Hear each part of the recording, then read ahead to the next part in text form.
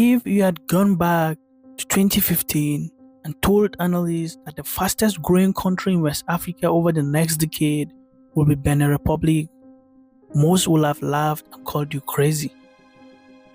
In 2016, Benin was a small West African nation struggling with poverty, shaky public finances, and an economy almost entirely dependent on cotton and informal border trade with Nigeria. Few outside the region paid attention to it. But less than a decade later, Benin has become one of Africa's fastest growing economies, attracting billions in investment, building new industries, and setting standards in fiscal discipline. And at the center of this remarkable turnaround is Patrice Talon, a man who went from cotton king to president, and who has governed not like a traditional politician, but like the CEO of a nation. His presidency has brought highways, industrial zones, school mills, electrification, and a stronger economy that many Beninese are beginning to feel in their daily lives. Now, as Talon prepares to step down at the end of his second term, he's doing what many African leaders have not done, ensuring a smooth succession and an open election. The big question is, how did one businessman transform a country's destiny in less than 10 years? And what lessons can Africa learn from Benin's silent economic revolution? To understand this story, we have to understand the story of the man himself, the man who led it all, Patrice Talon. Patrice Talon's story is not the tale of a career politician, nor the son of a dynasty groomed for power. It is the story of a businessman, a dreamer, and a risk-taker who built himself from the ground up. Born in 1958 in Ouidah, a historic town on Benin's Atlantic coast, once known for its role in transatlantic trade, Talon grew up in modest circumstances. Like many Beninese students of his generation, he experienced firsthand the limitations of an economy dependent on subsistence agriculture and vulnerable to global market swing. But what set him apart was an entrepreneurial instinct that showed early. After high school, he pursued studies in Dakar and Paris, training first in science and later in aviation. Yet instead of building a career abroad, he returned to Benin in the early 1980s with a simple but ambitious vision to transform the country's cotton sector. Cotton, nicknamed white gold, was Benin's lifeblood, employing thousands of farmers, accounting for the majority of export revenues and shaping rural life. But the sector was poorly managed, riddled with inefficiency and at the mercy of middlemen. Talon saw an opportunity where others saw stagnation. He began small, selling agricultural inputs like fertilizer, seeds, pesticides, directly to the farmers. By building trust with rural cooperatives, he established a reliable supply network that linked producers to global market. From there, he moved into cotton ginning, building modern facilities that could handle large volumes of raw cotton. Over the next 2 decades, he expanded aggressively, acquiring more ginning plants and investing in machinery that raised both output and quality. By the late 1990s, Talon was no longer just an entrepreneur. He had become the undisputed king of Benin's cotton industry, controlling much of the value chain from farm to export. His companies provided livelihoods for tens of thousands of farmers and workers. Cotton farmers who once struggled to find buyers suddenly had an organized system, backed by Talon's network, to bring their harvest to the market. But he wasn't only in cotton. Talon understood that in Africa, logistics is everything. He extended his influence to Benin's main artery of trade, the port of Cotonou. His companies won contracts for pre-shipment inspections, custom procedures, and port management. For years, any goods entering or leaving Benin likely passed through systems linked to his enterprises. This made him not just wealthy, but strategically positioned in Benin's economy.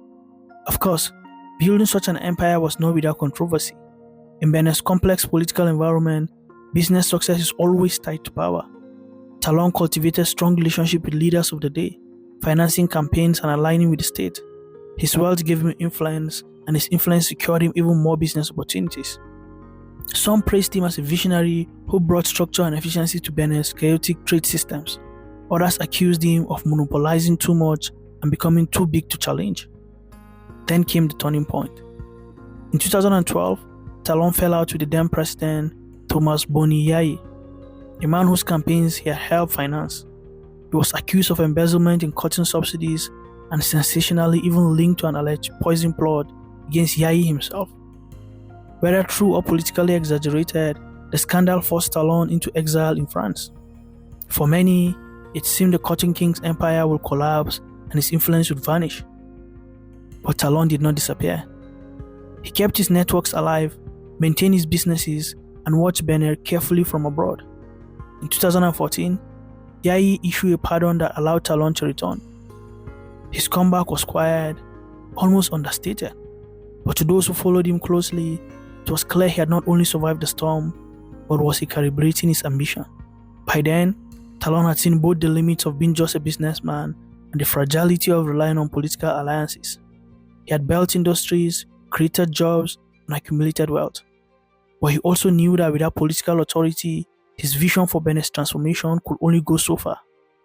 It was in those years, between exile and return, that the idea took root.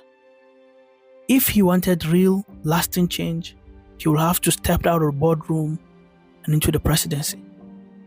And so, when Patrice Talon re-emerged on the national stage in 2015, he was no longer the Cotton King.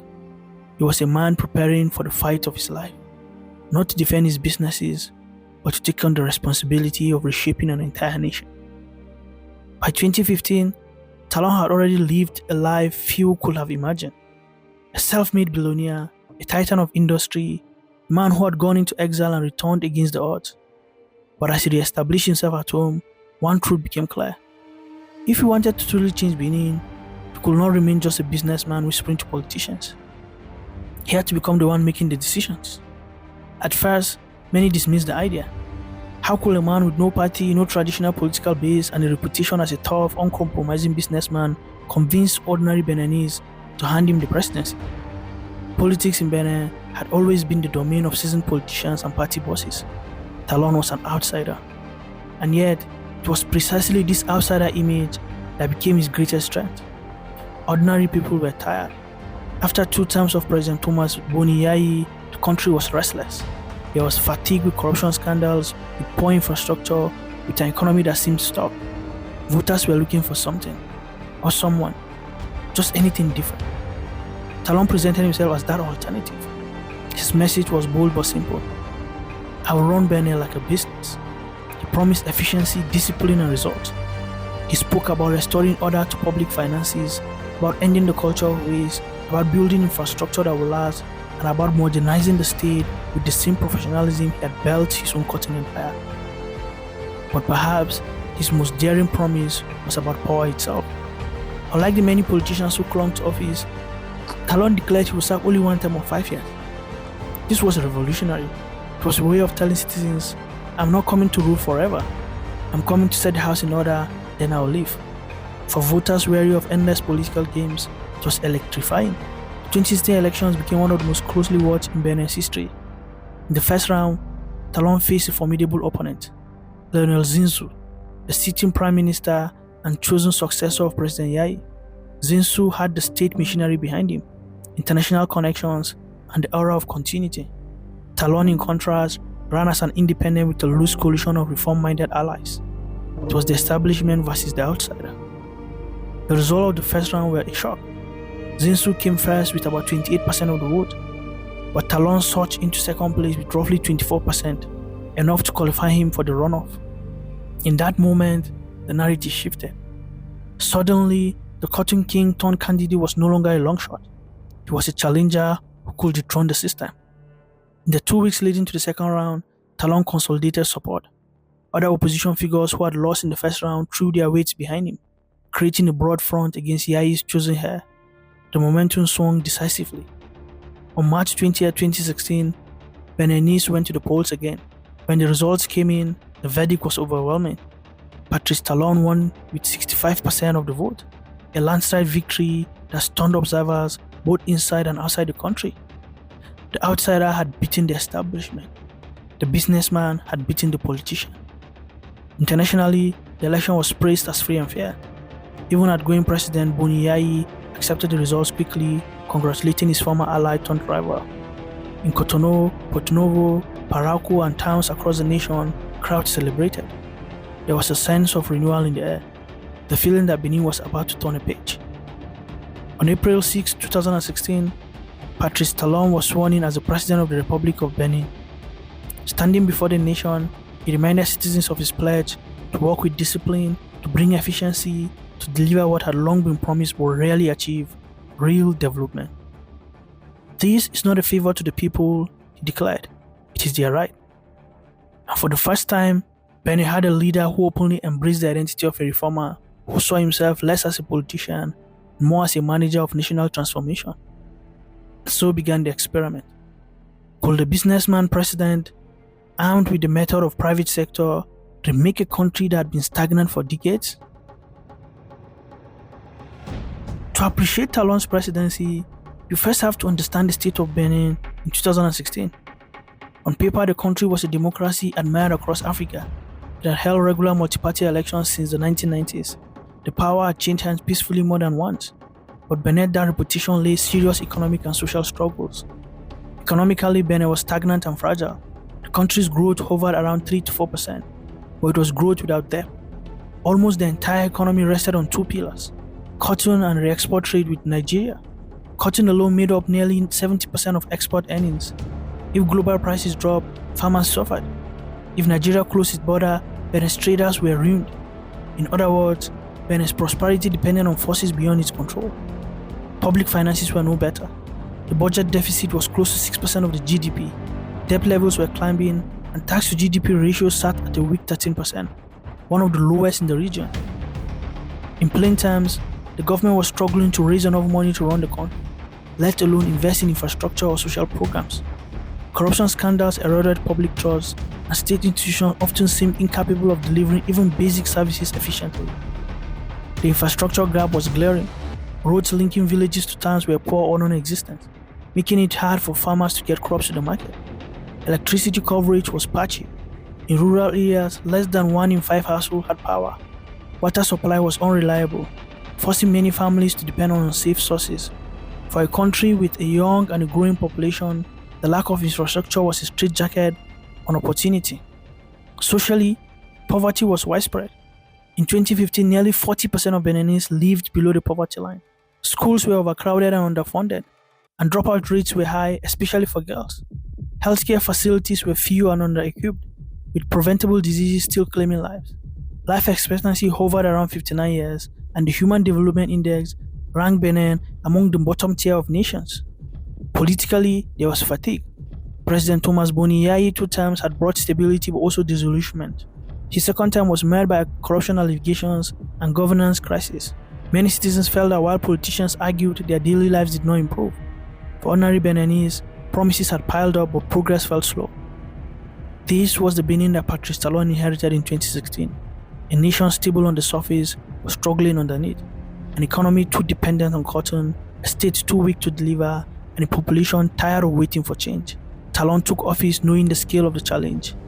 To succeed, he would have to do something no leader before him had managed to do: transform Benin's structure, diversify its economy, and give people visible proof that government could deliver. This is the backdrop against which his presidency unfolded: a country in need of renewal and a leader promising to run into the discipline of business. When Patrice Talon took the oath of office in April 2016, he did not step into politics as usual. He stepped in as if he had just been hired to turn around a failing company. Benin, in his eyes, was a business with poor cash flow, outdated infrastructure, and a management team that wasn't delivering. And like any seasoned CEO, his first instinct was clear: fix the fundamentals. First, fiscal discipline and financial cleanup. Talon's first major move was to stabilize the government's finances. He inherited a budget deficit of nearly 6% of GDP and weak tax revenues. And what was his answer? A culture of discipline and accountability. Ministries were streamlined, wasteful spending was cut, and tax administration was modernized. Digital systems replaced paper trails, and loopholes that once fed corruption were closed. The results were quick and visible. The tax to GDP ratio rose from 13% in 2016 to over 15% in 2024, bringing in billions more for the state. The deficit was slashed to 3% of the GDP, earning praise from the IMF and the World Bank. And for the first time in years, Benin's public finances were no longer a weak link, they became a foundation for growth. The second thing was building infrastructure. Talon knew you cannot grow an economy on discipline alone. You need to build. And so he launched one of the most ambitious infrastructure drives in Benin's history. Under his first government action program, 2016 to 2021, and then an even larger government action program, 2021-2026, thousands of kilometers of roads were rehabilitated and built, linking farmers to market and cities to port. The port of Cotonou, Benin's economic lifeline, was modernized to handle more traffic efficiently. Electricity networks were expanded, with rural electrification climbing from less than 20% to 36% by 2023, while urban coverage reached nearly 70%. Clean water systems were extended to towns and villages that had been forgotten for decades. For many citizens, this project weren't just statistics. They were new roads to take their produce to the market, lights switching on their homes for the first time, and taps running with safe drinking water. The third thing was industrialization. They had to move from cotton to factories. As the cotton king, Talon knew the danger of depending on raw export. He set out to change that by pushing for industrialization. The flagship of the Glo-Djigbé Industrial Zone, launched in 2021 near Cotonou. This special economic zone attracted investors in textile, cashew processing, and agro-industry. By 2024, it had already created more than 14,000 jobs, with more factories being built. The vision was simple. Instead of exporting raw cottons and cashew, Benin will export shirts, fabrics, and packaged food. Instead of farmers stuck at the bottom of the value chain, there will be new opportunities in processing and manufacturing. This marked the first serious attempt in Benin's modern history to diversify its economy. And the third thing was social reform, investing in people. Talon's reform didn't just stop at roads and factories. He understood that a nation is only as strong as its people. His government expanded free education for girls up to the end of junior secondary school, lifting a barrier that had kept many young women out of classroom. The school feeding program became a national lifeline, providing free meals to over 1.2 million children every day. For many poor families, this meant their children could study without going hungry. Healthcare reforms through the ACT program began extending insurance to informal workers and the poor, while rural hospitals and clinics were renovated. These programs may not have made international headlines, but in villages across Benin, they changed daily lives. A girl who might have dropped out at 12 stayed in school. A farmer's child ate a nutritious meal, and a pregnant mother reached a clinic in time. The fifth thing he did was winning over investor confidence. Perhaps the most telling sign of Talon's reform was how the world began to see Benin. International rating agencies upgraded the country. Investors who once ignored Benin started to take note. The government issued euro bonds and even a dollar-denominated bond, and they were all oversubscribed. For a small West African nation, this was a powerful signal. Benin had become credible. Patrice Talon was proving that a president could act like a CEO, focused, disciplined, and result-oriented. The country that was in 2016 seen as fragile and dependent was by the mid-2020s being called one of Africa's rising economies. After decades of stagnation, there was a sense of momentum. Citizens began to see tangible proof that their government could deliver, not just speeches but results. A meal for a child, a light in a home, a new job in a factory, a road that cut hours of a journey. It was this everyday progress that gave Talon's presidency its meaning. For ordinary Beninese, it wasn't just about GDP figures or credit ratings. It was about the slow but steady realization that their country was no longer standing still. When Patrice Talon took over in 2016, Benin's economy looked fragile. Growth was crawling at barely 3.3%. Almost everything depending on cotton export and informal trade with Nigeria, and the government finances were in the red, with a 6% budget deficit. Poverty was stubbornly high, with 4 out of 10 Beninese living below the poverty line. Investors looked at the country and saw risks, not opportunity. Fast forward to 2025, and you're looking at a completely different picture. The IMF now projects Benin economy will grow at around 6.5% this year, after hitting an astonishing 7.5% in 2024, the highest in more than 3 decades. Inflation is under control at just 2%, and for the first time in years, the government deficit has been cut down to the target of 3% of GDP. In less than a decade, Benin went from struggling to balance its book to being praised by the World Bank and the IMF as one of most Africa's disciplined reformers. The story gets even clearer when you look at the size of the economy itself. In 2016, Benin's GDP was just over $10 billion. Today, it has more than doubled, crossing $21 billion by 2024. And this isn't just about numbers getting bigger. What matters is how the money is made. Where cotton and re-export once dominated, Benin now has factories processing cashew, textile being manufactured in the new Glo-Djigbé Zone, and a port in Cotonou that runs more efficiently than ever. Even the much maligned ease of doing business ranking began to shift. Benin climbed from 158 in 2016 to 149 by 2020, thanks to digitized tax system, simpler company registration, and cleaner procurement. For global investors, those aren't cosmetic changes. They are signals that the rules of the game were finally becoming predictable. But the most important question is always this: did people feel it? And here too, there are signs of progress. Poverty, which hovered over 40% in 2015, had dropped to about 36% by 2022.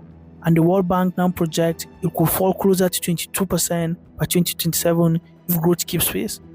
For a country where entire generations grew up thinking poverty was permanent, that's a powerful shift in expectation. In short, Patrice Talon did not just balance the books, he rewired the economy. He took Benin from being a fragile, independent state to a credible investment destination. And in the process, he gave millions of Beninese something they hadn't felt in years: the sense that their country was finally moving forward. One of the most remarkable things about Patrice Talon's story is not just how he governed, but how he plans to live. In a region where too many leaders rewrite constitutions or cling to power when their time is up, Talon has done the opposite. As 2026 approaches, he made it clear: 2 terms and no more. And this isn't just talk. Behind the scenes, government has worked to prepare for a smooth transition. The institutions that manage elections have been strengthened, political competition is back in parliament, and the ruling coalition has already begun grooming new leadership. Talon's message is simple: the progress Benin has made must not end with him. That's important because Benin today is in a very different place from where it was in 2016. The economy has doubled in size, fiscal discipline is no longer a dream but a reality, investors are watching the country with fresh eyes, and poverty, while still a challenge, is finally on a downward trajectory. In other words, Talon is living at the peak of his momentum, not clinging to power or handing over when the curve is still rising. For Beninese citizens, this matters deeply. It shows that reforms don't have to die with one man. It shows that democracy and development can go hand in hand if leaders respect the rules and prepare their nations for continuity. And it sent a precedent that will echo far beyond Benin's border. Patrice Talon's legacy then is twofold. He'll be remembered as a CEO president who treated governance like management, balancing the books, modernizing infrastructure, and planting the seeds of industry. But he may also be remembered as a rare African leader who chose to step away at the right time, ensuring that the next chapter of progress can be written by others. In the end, that may be his greatest legacy, because while roads, ports, and factories can transform an economy, it is the example of leadership, discipline, reform-driven, and committed to succession that can inspire a whole continent. Thank you for watching this episode. Please like this video, share with someone, subscribe. Till I see you again, bye bye.